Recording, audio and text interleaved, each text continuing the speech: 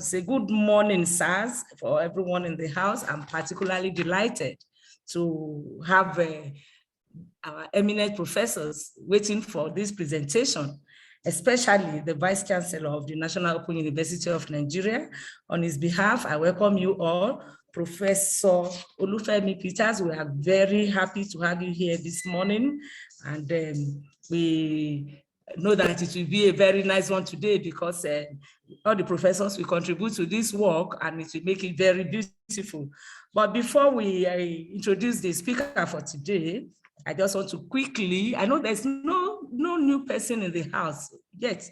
I want to introduce briefly our center, as is the routine. Whenever we have presentation, virtual seminar presentations, and any other presentation, we try to introduce the center for those who may be on this line, on this presentation for the first time, so that they know one or two things about this center.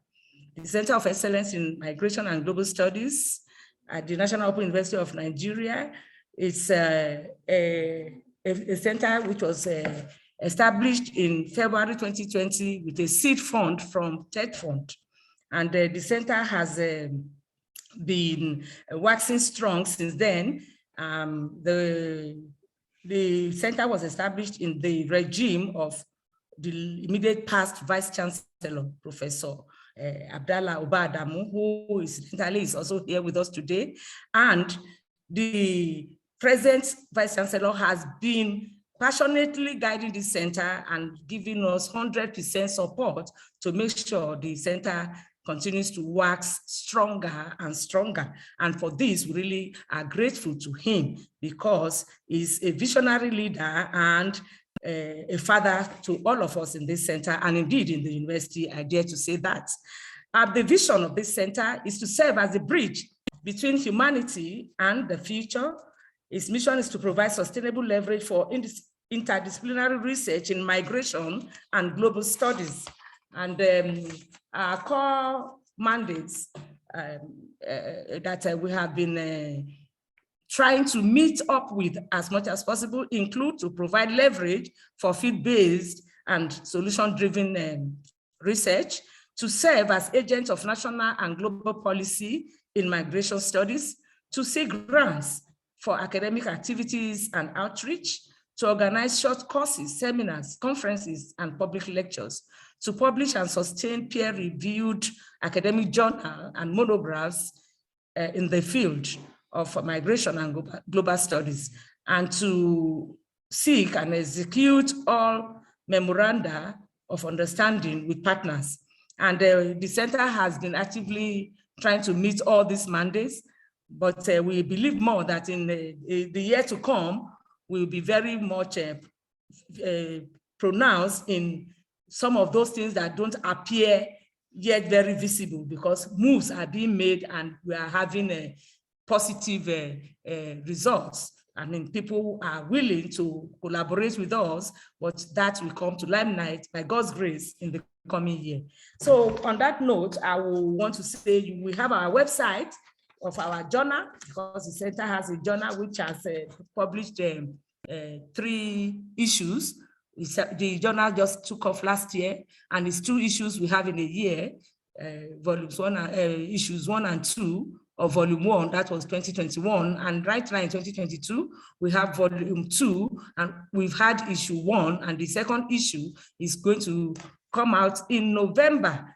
All these are a collection of research works in migration and global studies, and you will find them very interesting. We have our website. You can do where to log on to our website, www.cemgs.nou.edu.ng, and you see lots of things that will interest you concerning migration and global studies.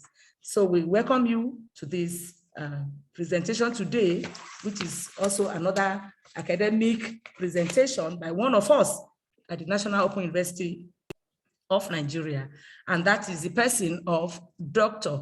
Emina William Uli. Go straight off to introduce him briefly.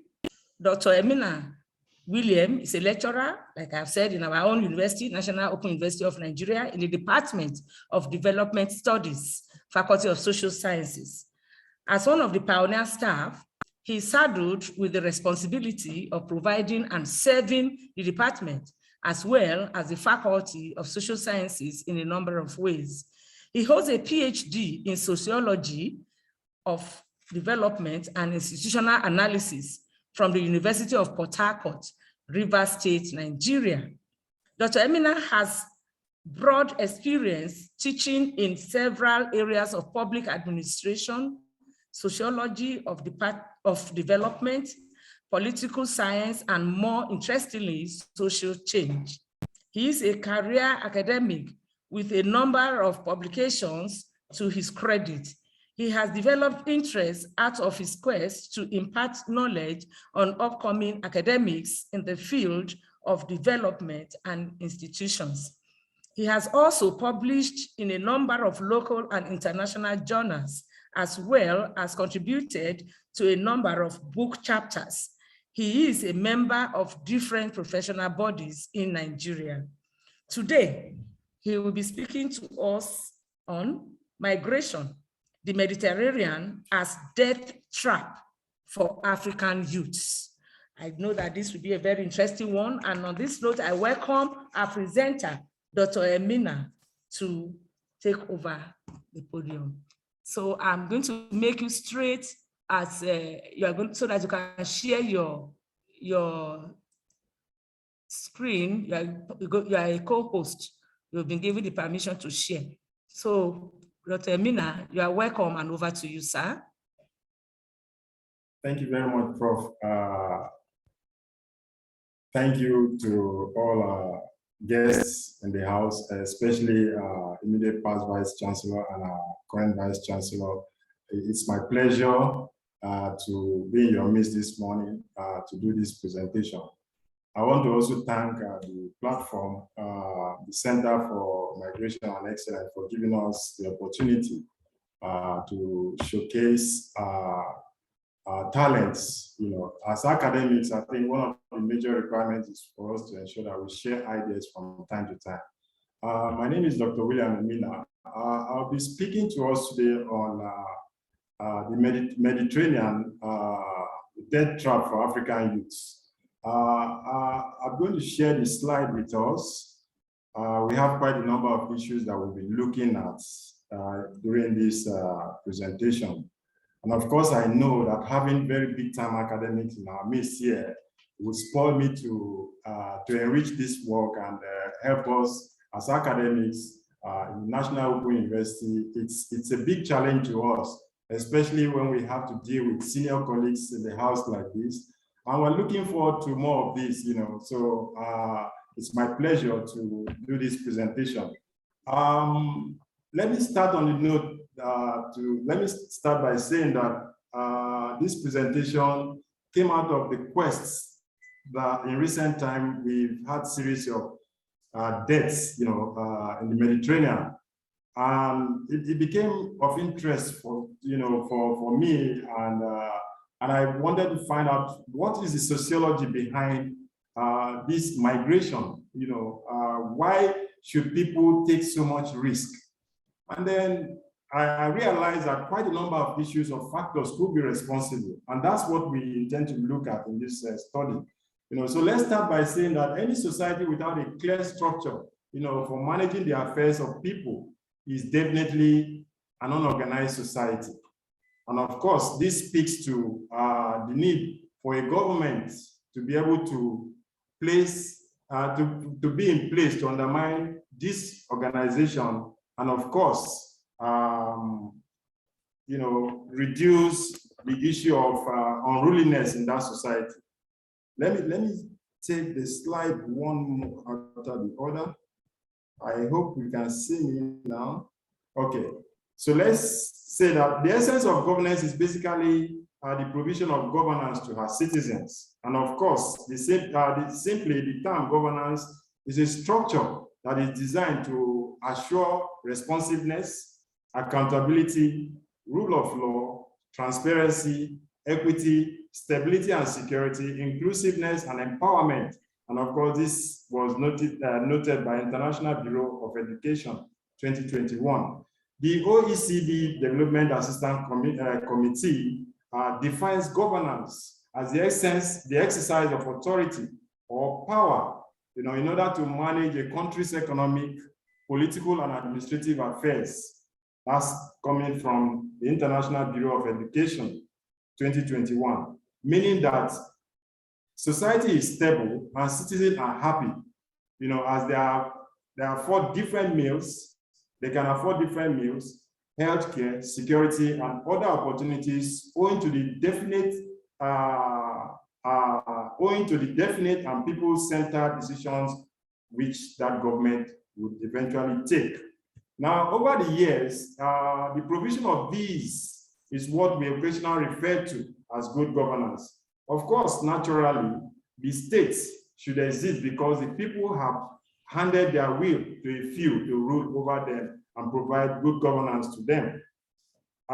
In the philosophy of John Locke, the essence of good governance is because the people prefer a civil society than a state of nature where all the ingredients of good governance is outrightly absent.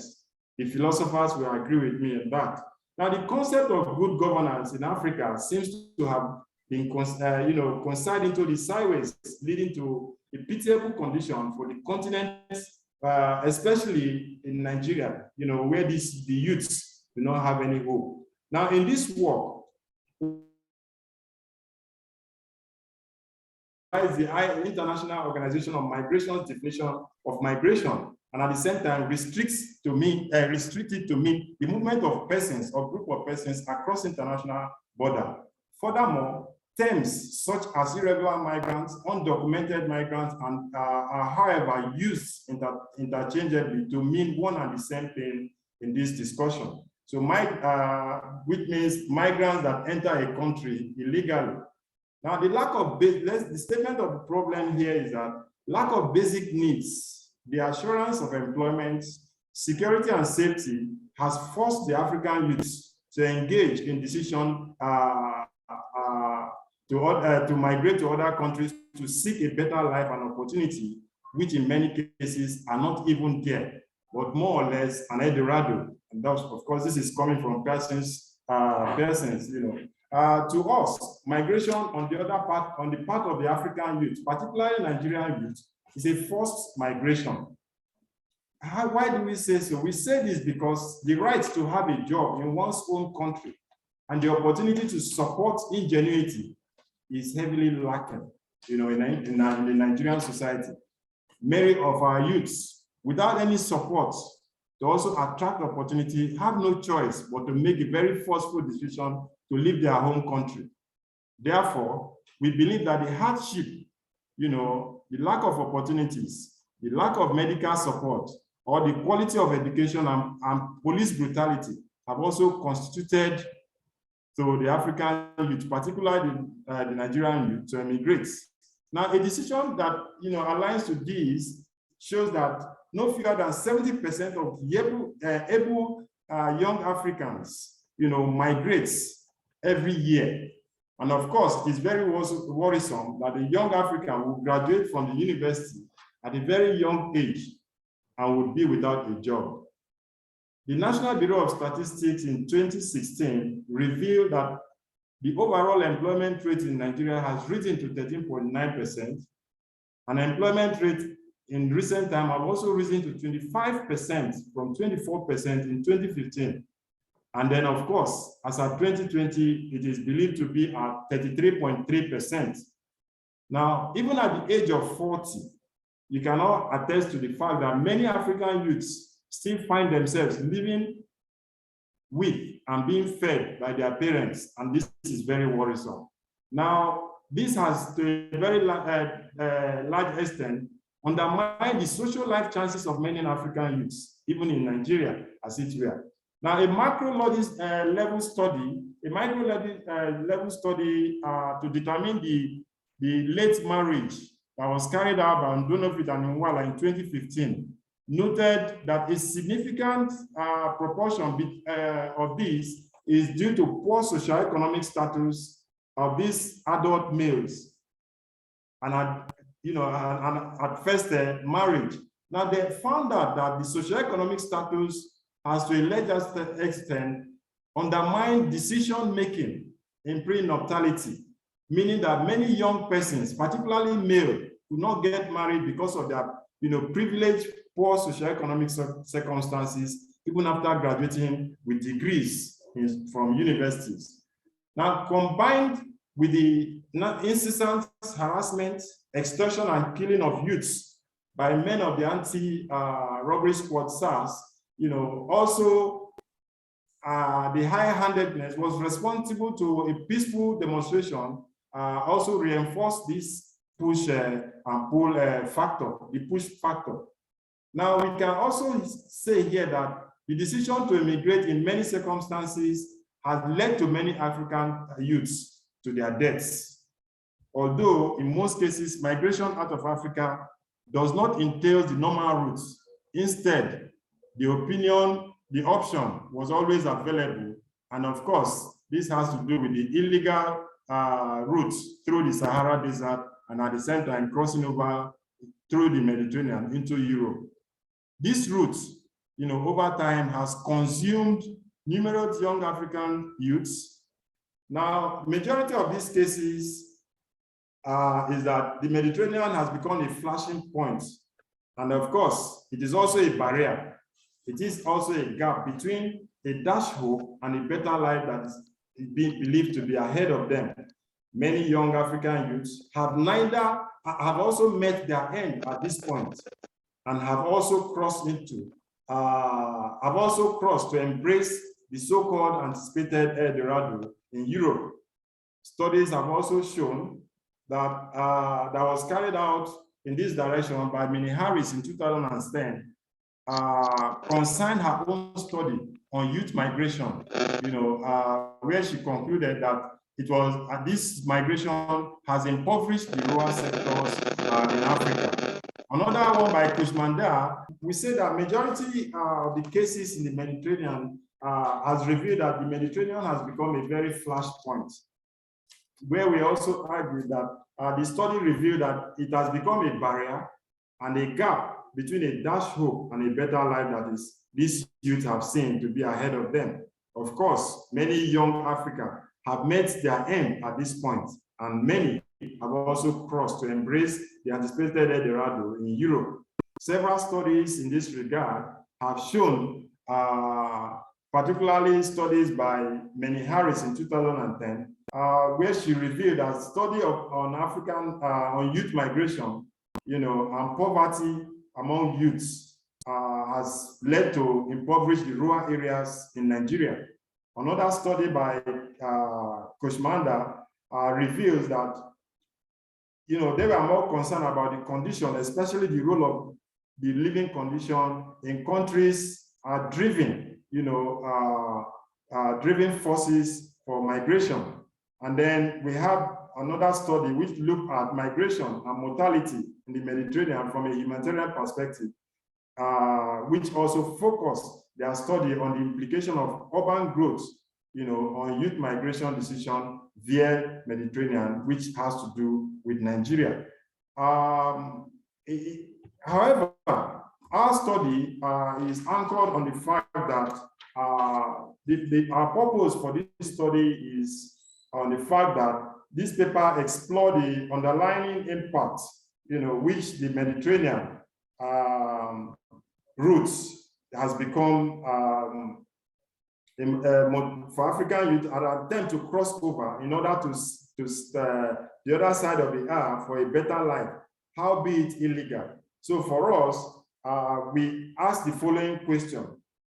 It is on the basis of this paper that we need to look at the interface between Africa and Europe.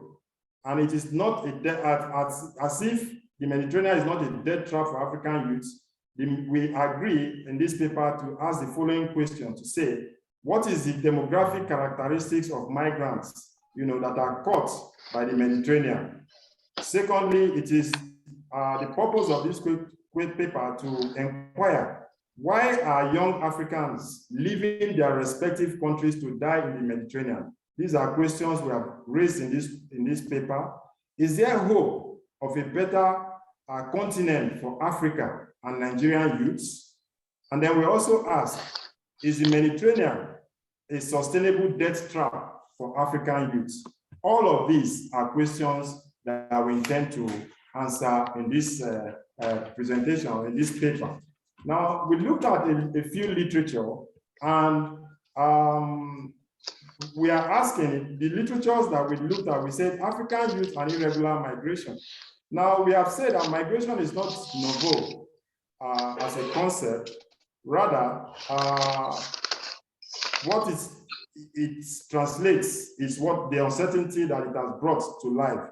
And of course, though through the ages, there has always been movement of people from one place to the other. And of course, that was the paper by Emina 2020. Now, clearly stating that migration has over the time been happening for centuries. And of course, it is as old as human history. And of course, what is actually more important is that to a very large extent too, we agree that migration has helped to shape new cultures and then also helped to bring about wealth of many nations. Now, the centerpiece of African migration for us, we found out that the centerpiece of African migration is internal within the continent and not totally outward. So Africans have always embraced this internal migration, so we looked at literatures in that regard. And of course, statistics have shown that African hosts about 67% of the global migrant population. And of course, more than 70% are in sub-Saharan Africa. And then many of these move to countries like South Africa, Cote d'Ivoire, Uganda, and then these are the countries that we have noticed are at the receiving end of internal migration in Africa. So we agree that migration in Africa is more or less internal migration.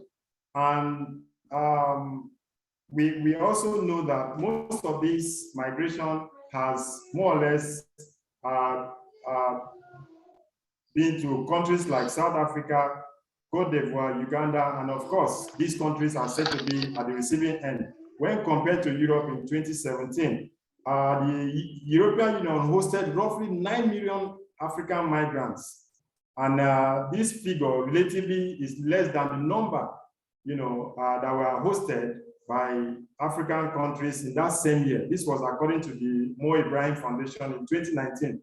Now, Koshmanda also have also argued that specific motivation of irregular migrants have not been extensively studied. Now, he believes that about 3.4% of the global population in 2017 account for about 36.3 million African migrants. And of course, of this number, it is on record that 11 million of them live in Europe. And of course, almost about 5 million of them in the Middle East and more than 3 million in North America.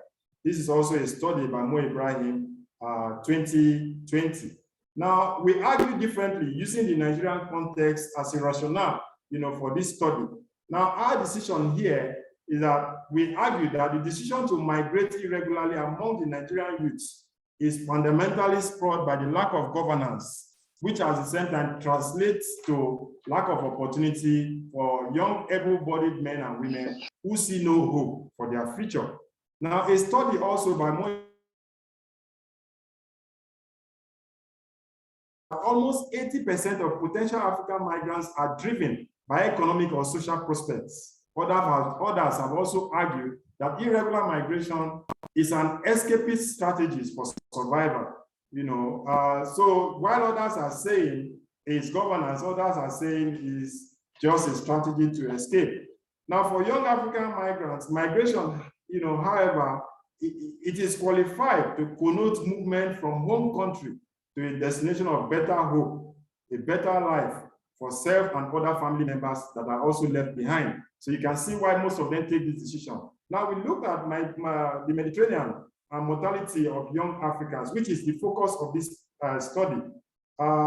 In recent time, we observe that the concept of migration is now clearly linked with mortality. particularly as many Africans, especially young ones, die in the Mediterranean. Of course, for those of us who might want to know, the Mediterranean Sea is connected to the Atlantic Ocean, and it is a linkage point between Western and Southern Europe and North Africa, as well as Asia. The Mediterranean Sea has an area of about 2.5 kilometers and a depth of about 1,500 meters. It is a very important sea, as it plays a crucial role in shipping and trade across Europe. Presently, of course, this is in the news in recent days, where the Mediterranean Sea has become a very topical issue in migration discourse, owing to the number of migrant deaths, that are usually reported.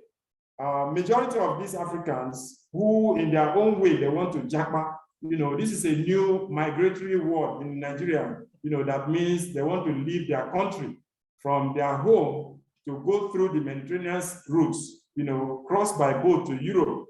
Now, the significance of the Mediterranean Sea in migrant crossing lies in the fact that it's a new avenue for those without the requisite paper who want to migrate successfully to a country of destination. Although a very dangerous route, with slim opportunities of successful arrival into countries of destination, yet, what motivates many of these migrants to take this route is what we do not know, and what is the study intends to also find out. Now, since 2014, it's been on record that 48,200 migrants across the globe have either died or are missing in their quest, for a country of destination. This report was just of recent, 2022.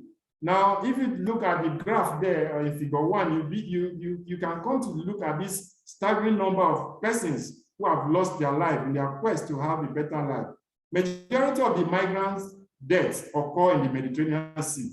As shown there, you can see the figure is very high, 23,970, that died in this route. Now, it's also on record that no fewer than 23,970 migrants have either died or went missing globally, all in an attempt to cross the Mediterranean Sea, especially through the central Mediterranean. This is, of course, a study by the Missing Migrant Project 2022. In another findings, it shows that a total of 22,594 migrants of African origin perished in the Mediterranean Sea between 2014 and 2021. This is a very staggering figure. That's what is displayed there on figure 2, as displayed on our screen here. Now we have a total of this figure, we have a total of 5,143 African migrants who died or went missing in 2016 alone, attempting to cross. So when we look at these figures, it's very baffling. From January 1st this year, 2022, to September 8th, it's on record that a total of 1,280 African migrants have already died or went missing in an attempt to cross the Mediterranean Sea. This project, revelation also came to be by the Missing Migrant Project 2022. While many Africans do not get to their intended destination, many do. So we cannot say because others are dying, some do not. Some do.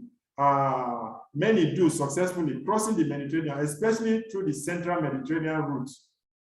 From 2017 to 2019, Nigeria and Tunisia topped the list of nationalities that successfully arrived in Spain, crossing this route, crossing the Mediterranean. And of course, the demographic characteristics of the many migrants who successfully crossed, according to the United Nations Development Program, with high education, or schooling in tertiary institutions, and within the social categories of 15 to 35 years. And of course, this is a working class, a working age, youthful age in any given society.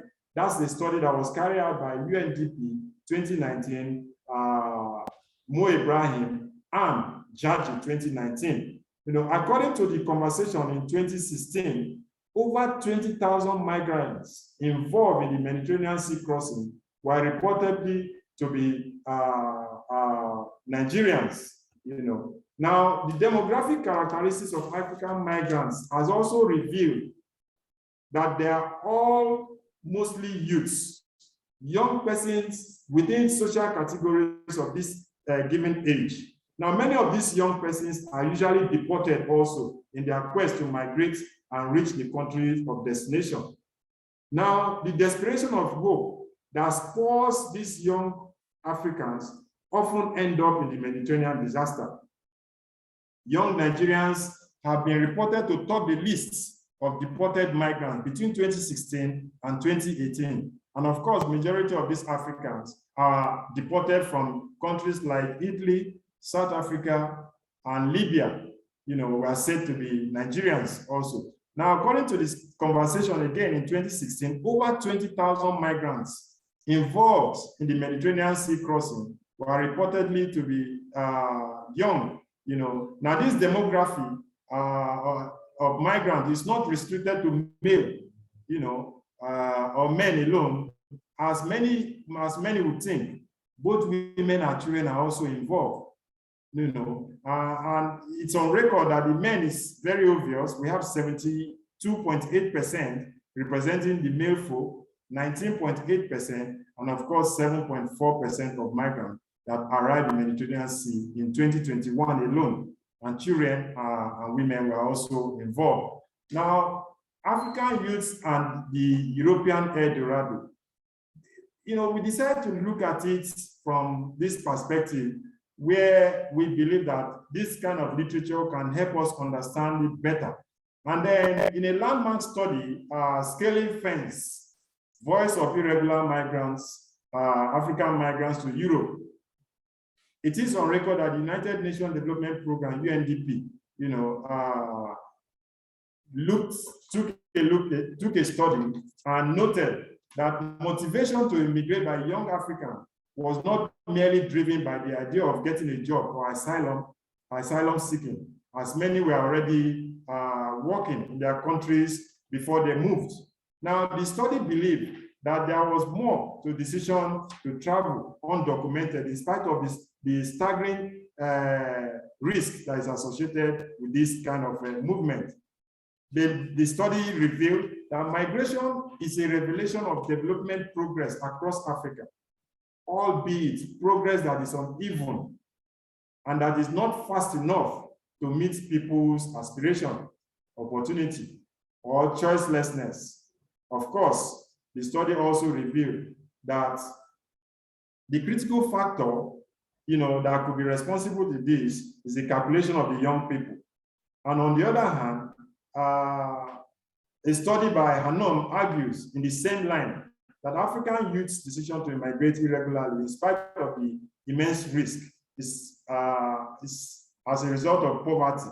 He argued that poverty is not strong enough variable that explain why African youths would choose to die at the Mediterranean. Rather, that the youths are usually motivated by their desire to reinvent a new life in Europe, that exert the tremendous fascination on their migration. So this is a new dimension. And of course, we want to believe that the above underscores the rationale behind young Africans, especially Nigerians, opting to die in the Mediterranean rather than stay back, in their country to at least to fulfill and achieve their desired El Dorado. And of course, in many cases, die in a strangely imagined society of hope than die in a country where there is no social liberty or liberty of any hope. Now, the theoretical orientation that guided this study was that in this work, we anchored our explanation of migration, particularly the aspect of African migrants vanishing into the Mediterranean, on the concept of social exclusion. Now, most theoretical explanation in this regard explain migration, and the decision to emigrate has mostly dwelt on political economy of migration. They have also used other models such as the push-pull factor or model or economic theories of globalization and migration. Now, these models, though very apt in their explication, has always tended to look at migration as a single variable, and at the same time giving a blinded eye, to the disaster, of deaths in the Mediterranean. In this work, anyway, our goal was to look at the decision to immigrate, and then in spite of the associated risk and the deaths, plus possibility of missing at the Mediterranean, irrespective of the function of the is rooted, the social exclusion. Now, as a model, the social exclusion is relatively a nascent theory, and it is credited to an early writings of René Lino. Lino had argued that a tenth of French population were socially excluded, and for them, according to him, he believed that many, including the aged, they were abused. The abused children, the substance abusers, the delinquent, and the single parents, that this set of people were socially excluded in the political participation in the early French society. Now, clearly stating that as a theory, the social exclusion, according to the United Nations, refers to a state in which individuals are unable to participate fully, in their social life, political life, and even cultural life, as well as the processes that are leading to sustaining this kind of state. Now, by exclusion, it means that individuals or people are not mainstreamed into the realities of social life, and by implication, have no access, to good life. They are deprived in all aspects of life. Now, this definition simply denotes that, an individual member of any given society requires, for instance, an employment, yet is unable to get employed, making a living, and to take care of himself and his family. So these are some of the variables or indicators that make some of these people to take certain decisions. And of course, we have access to employment, and many more are listed by Silva, 1995, where he argues that it is the duty of responsible government, that to every of her citizens. Now, of course, the United Nations Agenda 2030, which is a principle, enshrined in the 17 Sustainable Development Goals, presupposes that every person, is entitled to enjoy minimum standard of well-being. And of course, in this instance, we can say that part of these issues on social exclusion are responsible for people taking decisions that will end up their life in the Mediterranean. Of course, it is our opinion that in many cases, which are usually for many who wants to japa or migrate or leave the country, in very many cases is an idea of migration is miscalculated. So in this work, we have used the method. This work is purely a qualitative study. Now, it relied on primary data that we got from a randomly selected respondents, and then it was analyzed in a simple percentage. Now, the essence of the individual-based interview that was carried out was mainly to support the work with qualitative empirical information about youth behavior around migration and their plans to travel illegally, legally or illegally. And of course, their justification behind the intention to migrate. So we drew a detailed questionnaire to administer on 60 respondents, who comprise of male and female that are of the age of between 18 and above, who have either traveled out of the country and those who intend to travel in a very small locality in Rumosi area of Port Harcourt, River State. Now, those who had once traveled who had successfully arrived Europe, who are undocumented via the Mediterranean Sea, at least for the last 4 years, were interviewed for this study. However, in this course of study, we need to state that there were no clear means of determining if some of these respondents actually traveled. We realized that 80%, which is 48 of them were male and 20 of them, representing 20%, were female. Now, from the table, which I will show you, as shown in table 1, that 13.3%, which is 8 of the respondents, claim to have successfully arrived Europe illegally and will still travel, or migrate to Europe within the next 2 years. Now, 10 of them, which represented 16.7%, also plan to leave by the end of the year. And of course, they have already finished their plans. And then 9.9 of them, which represented 15%, have no plans to leave, at all. Now, apparently, on a general note, we notice that while 65%, which are 21 of the respondents, have plans of leaving the country to Europe illegally, 30 of them intentionally migrated illegally. Majority of the reasons or justification that were given by the surveyed respondents for wanting to migrate out of the country is more or less for a better life, which speaks volume of the supposed El Dorado, which also has to do with the survivor, need to earn a better income, and then which is the need to earn a better income. And it resonates to us that the comment of Chike, one of the respondents, and I quote, "I would die trying to get to Europe than stay in a country where there is no hope." That's what is coming from. So these are the representation in percentage, as you can see, as I've explained. Part of the question we are saying that previously traveled, will you travel out of this year? Will you travel in 2 years' time? Want to travel but no money, have future plans to travel? So these were some of the issues. And then also, will your travel be legally or illegal? And then what were the reasons? Survival and better income, future, make money for my family, education or work. So these were some of the issues you raised in the question.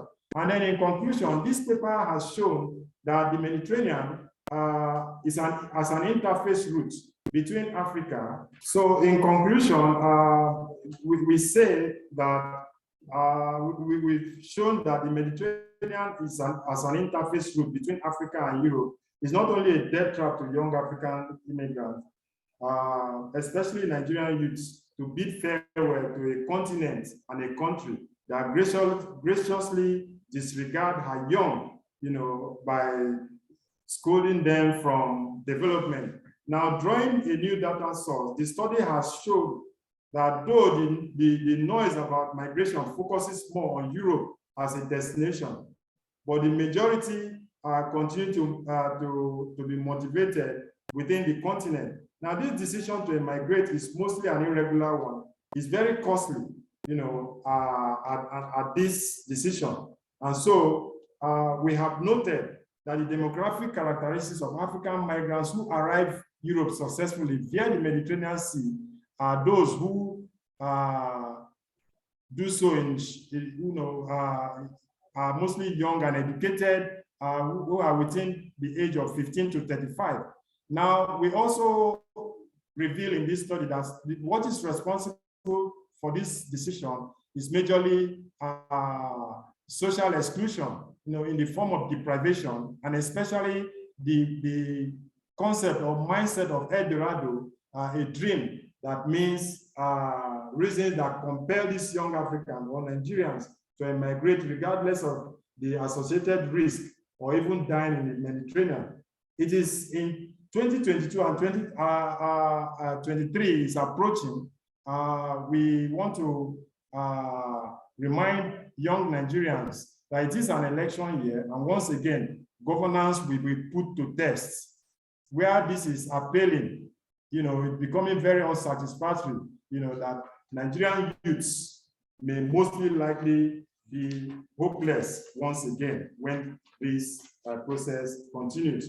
Now, we would naturally set the tone for the Mediterranean to be a sustainable death trap for young Nigerians, as social seclusion may deepen, this particular tribe and forcing young Nigerians to immigrate irrespective of the legality of that decision. Now, having done that, we make this following recommendation. We said that the United Nations and the European Union, for a practical purpose, should impress on Africans, especially the Nigerian government, to create, a concrete or more shocking and implementable policies that would facilitate socioeconomic development in the country. We also recommend that more efforts, should be put in place by international organizations and European unions to protect, rescue migrants from the Mediterranean. And then with the staggering statistics, that statistics can be reduced if multilateral approaches are done to monitor these areas, around the globe, and then make it more responsive. Now, we also recommend that socioeconomic development in the country should target young persons with a focus, particularly on entrepreneurial development, as floats cannot provide, or government cannot provide all the required job. We also recommend that another approach to reducing this phenomenon has to do with creating inclusive opportunities across the country, irrespective of the religion or education. And then we also recommend that the Nigerian populace must wake up and make a decisive decision in 2023 elections to decide their future, and must demand and force government to do the needful, even by peaceful demonstration. The study also recommends that this study relied on a very small data set, and then we recommend that going forward, an expanded sample size should be used for future studies. Thank you so much for this beautiful presentation. I'm going to allow people to make comments and ask questions, but Professor Abdallah just took permission that she has a call to attend to something urgent in some other place. So we are going to miss him at this point in time. However, I can see many hands up, and I know that many people have enjoyed this presentation and they want to make comments or contribute, as the case may be. So the first hand I saw up was that of Professor Sogulu, and I will start with him. Emeritus Professor, sir, can we hear from you? Yes, okay, thank you very much. Thank you very much. I hope you're hearing me. First of all, I want to congratulate Dr. Uli, is one of us presenting after a series of listening to external presenters, and it is very interesting. The topic itself is very, very interesting. It talked about the social contract theory, which makes it mandatory on the part of the individual to do certain things, and for the state to grant him protection and provide other necessities of life. And now he started that in order to show that our society is such that the state has failed in providing for most of the youths. Now that is what I could read into it.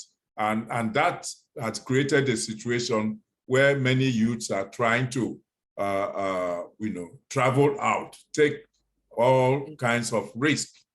And now that is the way I got it from the beginning.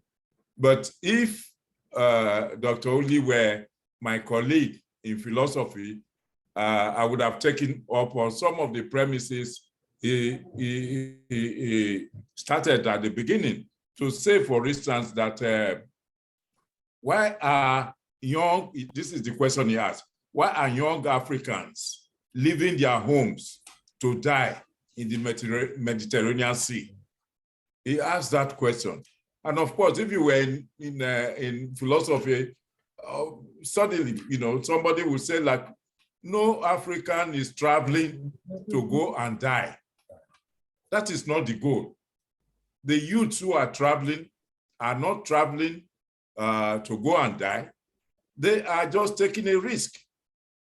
All right, it is not their choice. And in fact, Dr. Uli uses the word, the option of dying. No, no youth will take the option of dying. So that is a conceptual thing which you need to try to put in order if you are really trying to take the linguistic aspect of the presentation.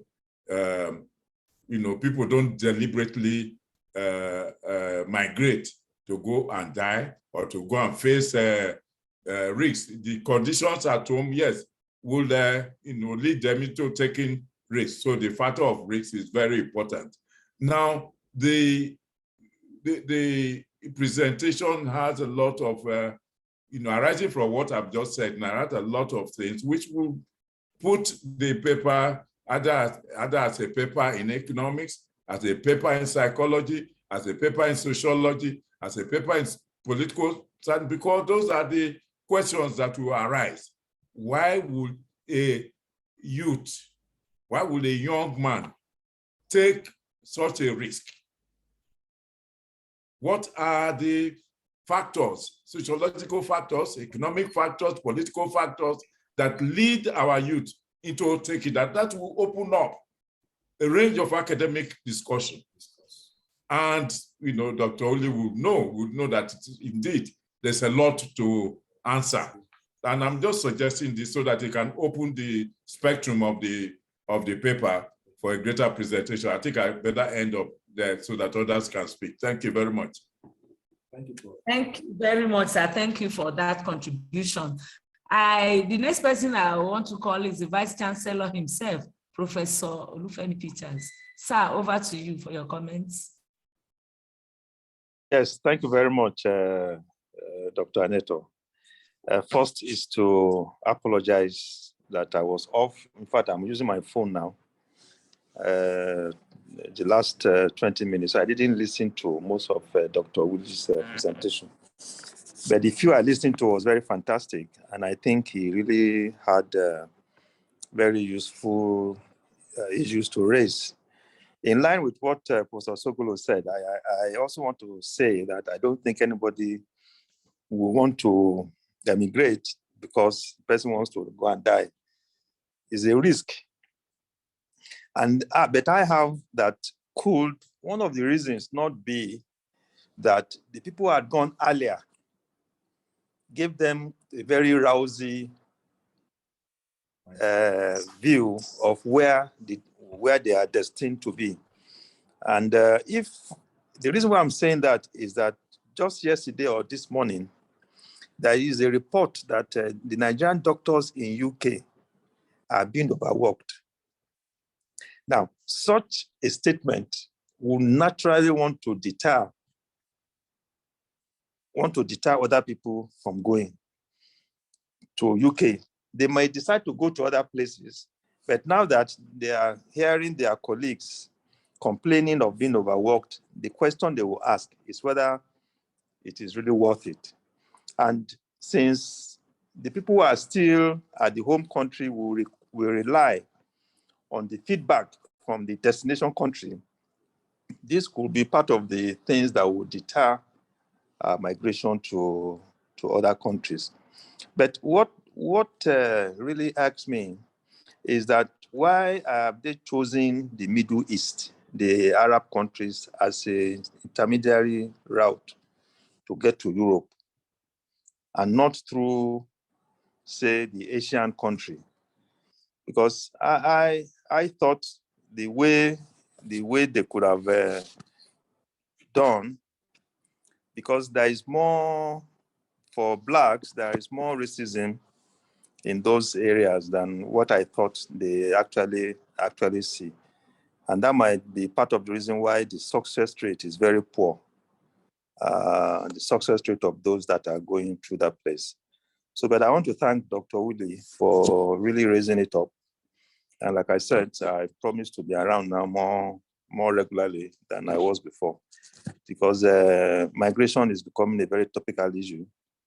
And one of the things he didn't say is that climate change may also affect the rate at which people go for economic reasons. If we recall what happened to Republic of Ireland in those days and their movement to America, we will know that climate change may also be one of the factors that affect people to move. Thank you very much. Thank you, sir, for that wonderful contribution. And I'm sure Dr. Uli is noting all these comments. He's lucky to have all the professors on ground today. Thank you so much, sir. Then I want to call on Professor Tijani to make his points. Thank you very much, and good morning again. I think I should join my my senior colleagues to commend Dr. Uli. Remember, this is not his first time presenting. He has presented before, even when I was the director. And we commend his continued interest to share knowledge. The presentation today is, in my opinion, outstanding in analysis. You don't fall asleep. You want to listen and listen and listen more. But unfortunately, when you want to listen and listen more, you take more notes, and then you probably see the other side that you believe he is supposed to look into.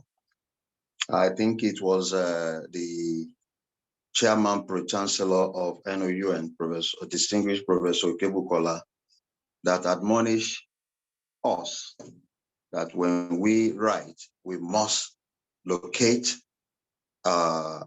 African scholars. We must cite African scholars and try to reduce the number of the Eurocentric scholars, because they do not cite us. Why are we? So it is in that context that I think I will advise that Dr. Amina look into so many Africans that have written on this subject. In November, one will be presenting at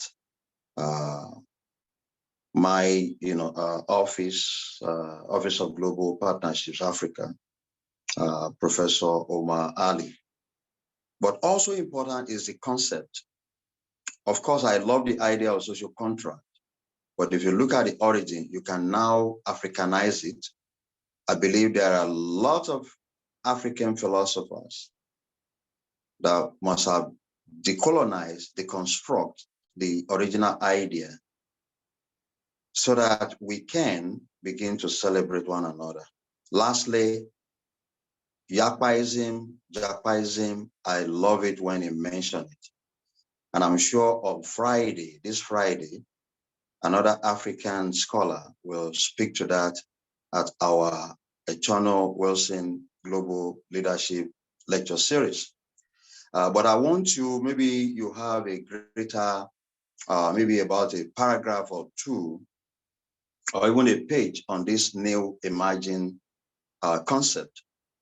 You can be the pioneer, so to speak, and then contextualize that concept of Yakpaism or Jakpaism.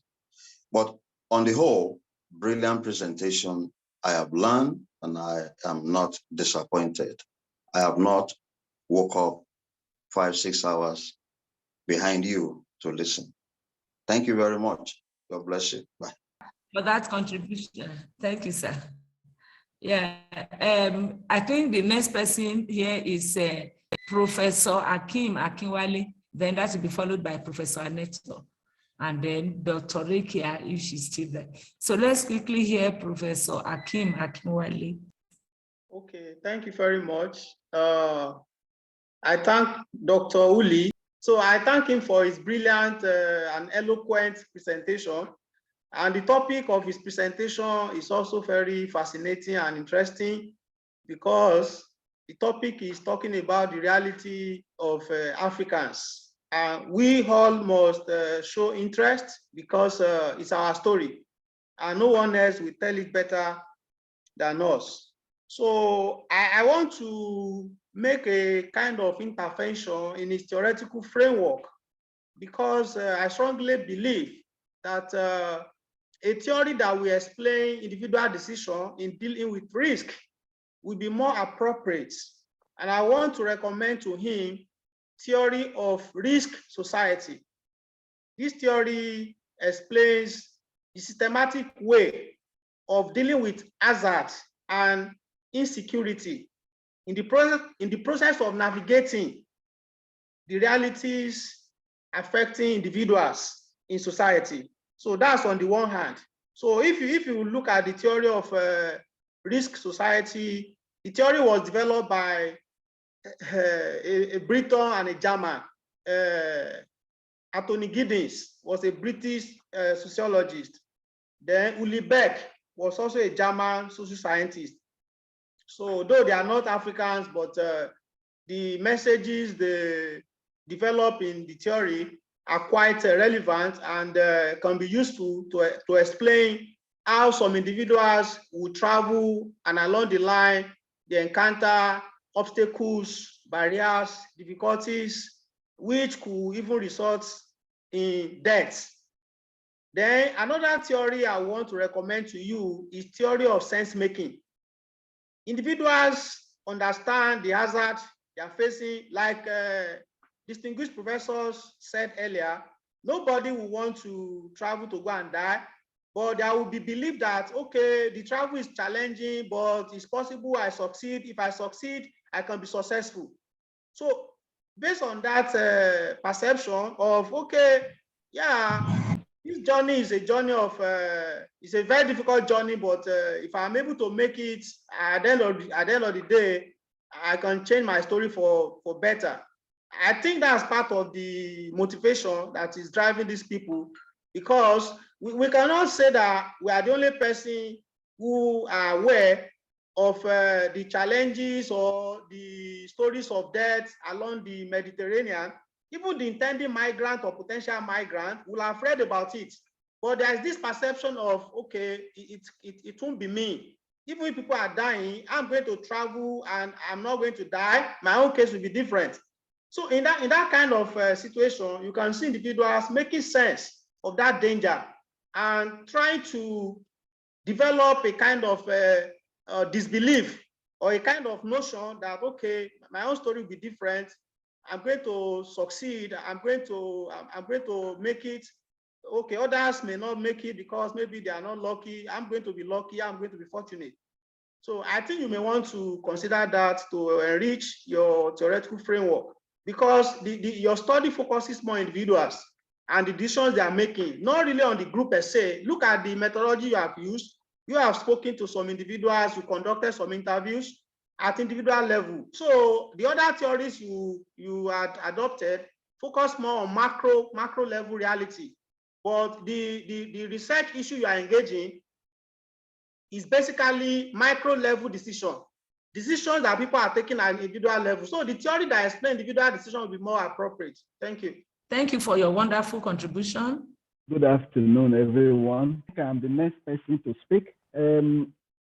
I thank the presenter for a very good presentation, which was quite revealing, enlightening, and challenging. Over the last series of presentations, there's a common thread. And the thread is that one of the push factors that push our young ones, as it were, to die deliberately at the Mediterranean Sea is bad governance. You know, it's very clear. The people can no longer trust their leaders. They are not sure of their safety. They are not sure of good livelihood, if you like. So these are the factors, or that is the main underlying factor. And I think the organizers or the leaders of this forum should look for a way to get some of our leaders. I know that from time to time, people call these issues to their attention to learn from this forum. For people who have a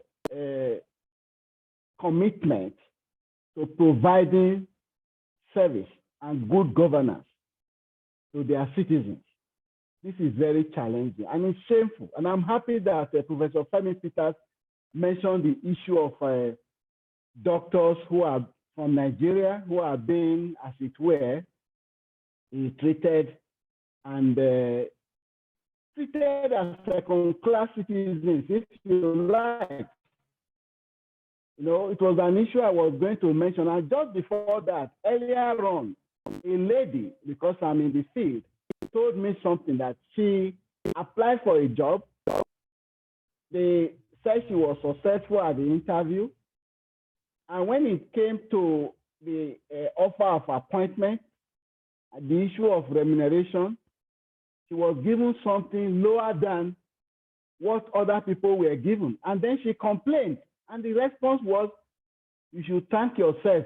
You should thank God that you have been given this, or you have this opportunity. And that was insulting. And for me, that is insulting to all of us Nigerians. And our leaders should begin to accept this as challenges and do things that can redeem our image and the dignity of Nigerians in all spheres of life. Now to my question, which I think may partly answer the question that the last speaker asked. The presenter said that as at September 8, 2022, about 1,280 migrants died. I want to know out of how many, you know, maybe the percentage. And if, for instance, it's just about 0.5%, like the last speaker said, then some people will say, well, that's a minor proportion compared to the people who succeeded, and therefore I'm prepared to take the chance. So that is the question I have, and those points I raised are things that I think we should all begin to address, and if possible, ask our leaders, you know, to also pay attention to. I thank you for the opportunity, and once again, I thank the presenter for a very good presentation. Thank you. Thank you very much, Professor Aneto, for your contribution. I'm sure our presenter is noting everything. And now let me call the first lady in this presentation to make a comment, and that is Dr. Rikia Mamon-Simpson. Over to you, ma'am. Good afternoon, Dr. Aneto. Thank you for this opportunity. And I want to recognize and thank all my senior colleagues and my mentor on the platform. So, Dr. Emina, thank you very much. Mine is more of clarification here, or by way of more information. As you have said, of course, and also thank you, Dr. Emina, for keeping with the ethos of development studies at the National Open University, which is to ensure that every concept we look, we interrogate it from different body of knowledge. And Professor Sobolo has given us so much to look more into that. Now, my question is, you said that in the absence of any meaningful, safe, and legal channel for these migrants, most of whom you have already said are trying to escape hardship, there's also those who are escaping ongoing conflict and violation of human rights. And so they're forced to flee through the Mediterranean. So my question is that of international law. Do you know, or do you come across what the EU states that they go to, or what international institutions are doing to protect life at sea and make sure that people get off in safe places?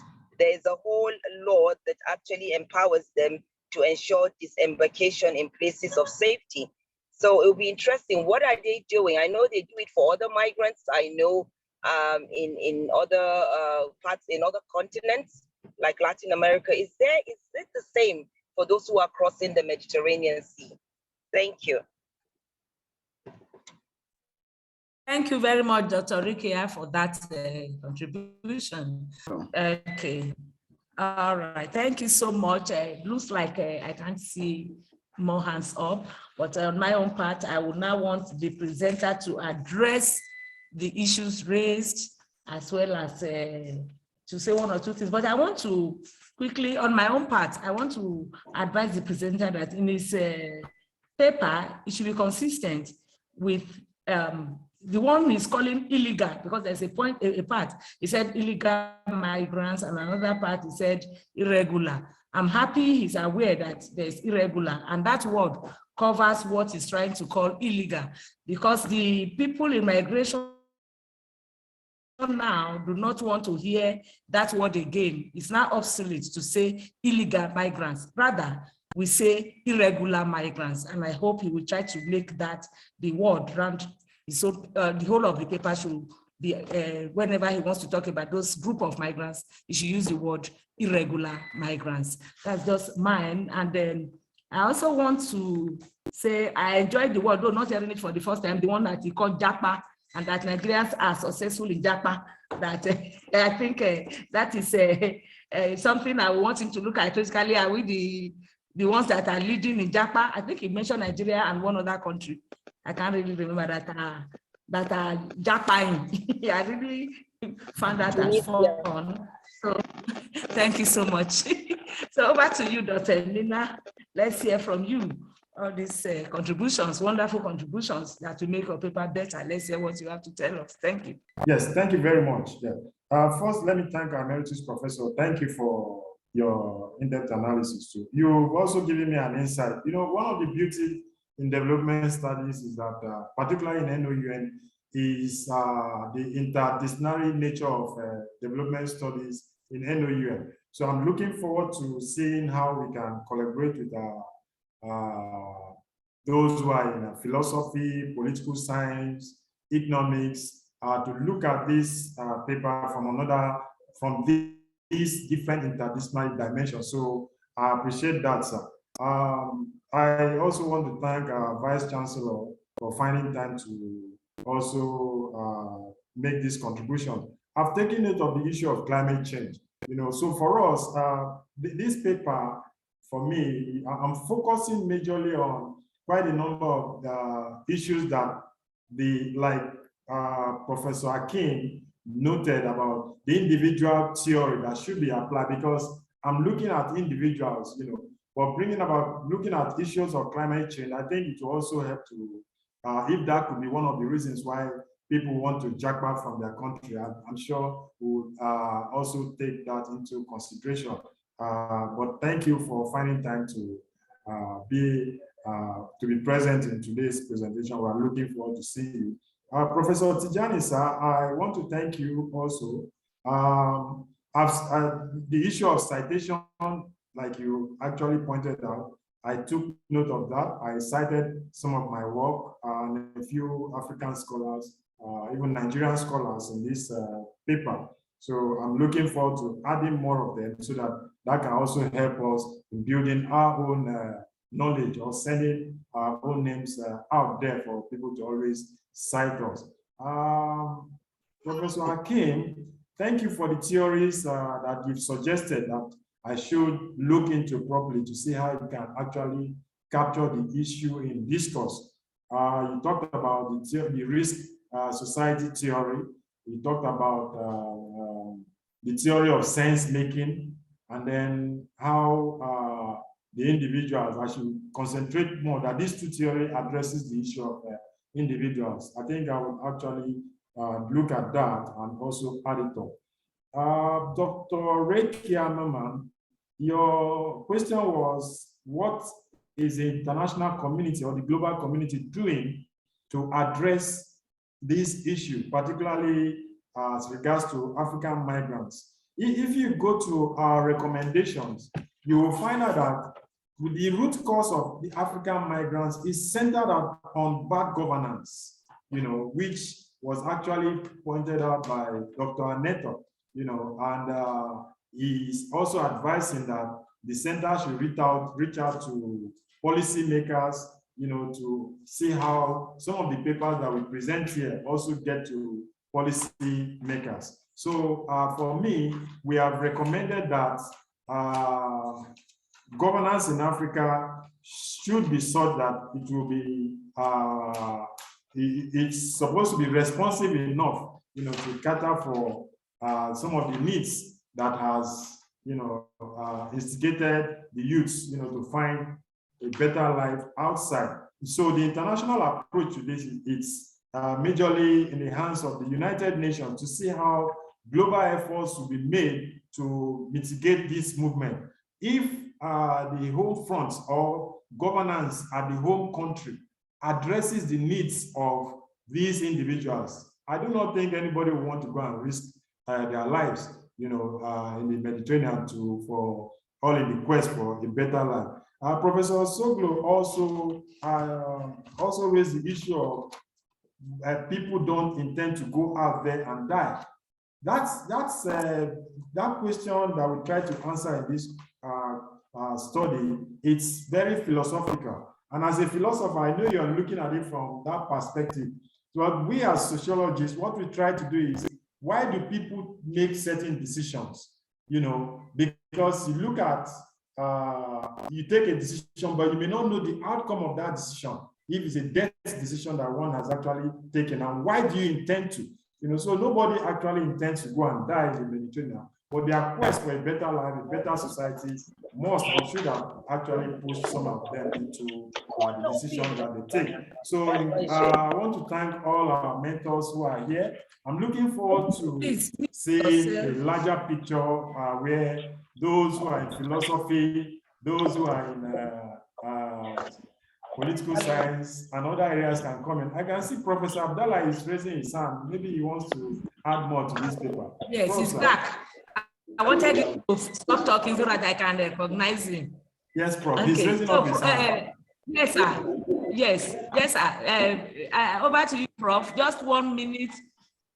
I'm very happy that Emina is a man. I thought it's a woman.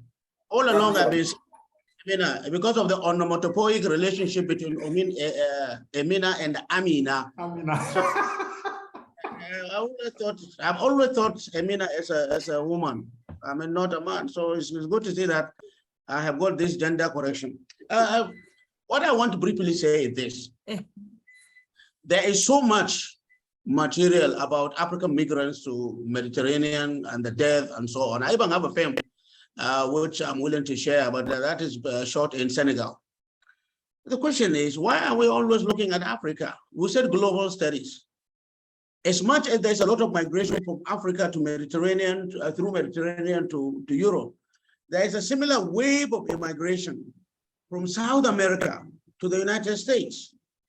And it will be very interesting to compare notes, to see motivations, to see the routing, reception, passage, resettlement, and so on, along all these criteria, so that we can see the difference between migration to Europe by Africans and migration to the United States by South Americans, and see if there are other commonalities among them. So I think somebody among those dealing with developmental studies should actually look at that. According to Tijani, I think he gave him quite a few theories, which is okay. But I think for our presentations, we don't have to go through all this literature review, methodology and all that. It is not done. We know that.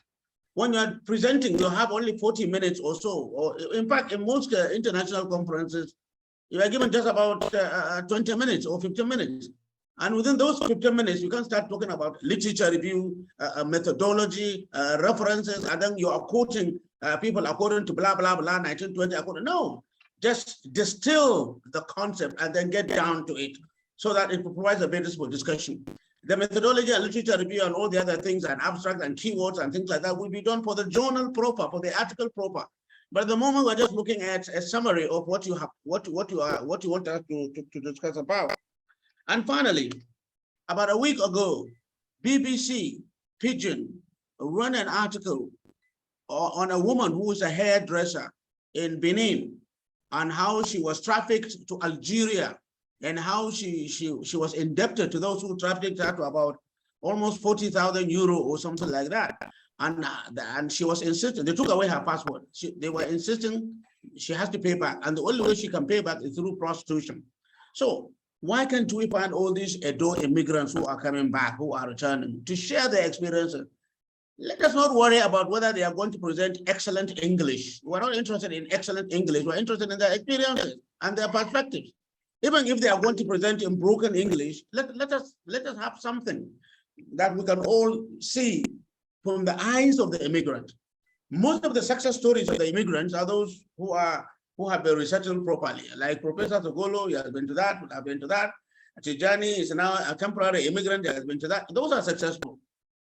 What about those who did not succeed? What about those who fell through the cracks? What about those who had to suffer? That will be the real life stories that I think we should look at.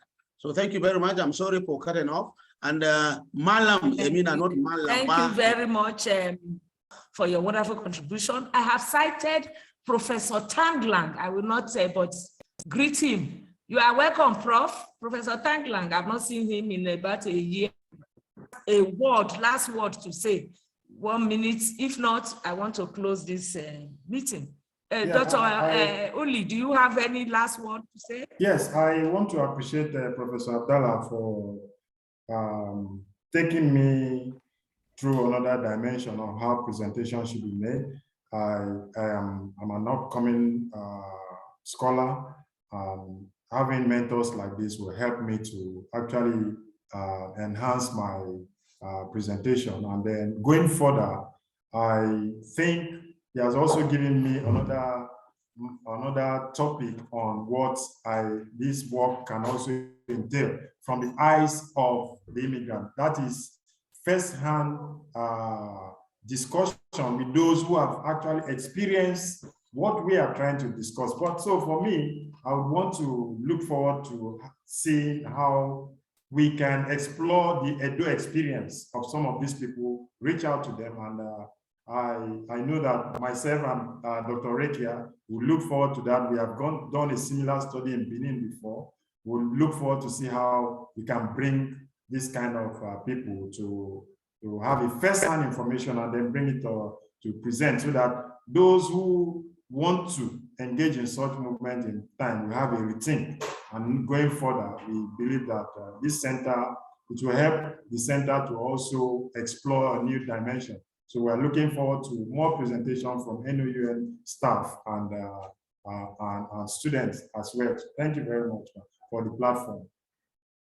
Thank you very much. Thank you very much for having that new drive in you. We really appreciate you. Thank you for this presentation. I thank all my senior colleagues on this platform, Emeritus Professor Sogolo, Professor Tijani, Professor Tanglang, Professor Aneta, all the professors that are here today, Professor Akim Akinwale, all those that made wonderful contributions to make this work better. And I'm sure Dr. Emina is going to come out with a better presentation, better work, and we look forward to writing it up so that it can be peer reviewed and with possibility of publishing it in our journal.